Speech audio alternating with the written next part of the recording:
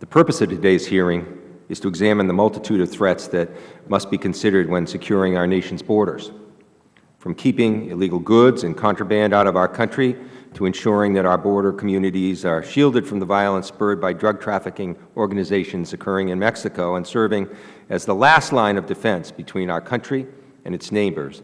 The work that occurs on our borders on a daily basis is nothing short of phenomenal.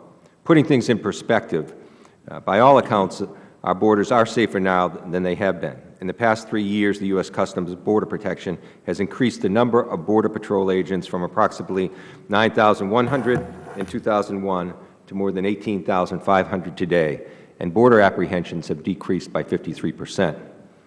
The brave men and women who work tirelessly to ensure our border security are indeed to be commended. I would like to especially thank and honor those who paid the ultimate sacrifice while working to keep our borders safe and secure. Two threats that our witnesses will discuss in particular are whether spillover violence from Mexico has impacted the United States and whether Iranian-sponsored terrorism has found roots in Latin America.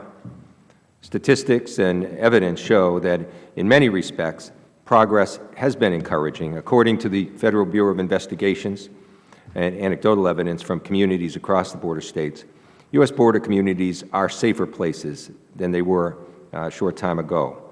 The crime rates that are there are less than some of our own cities here in the country, particularly even here in D.C.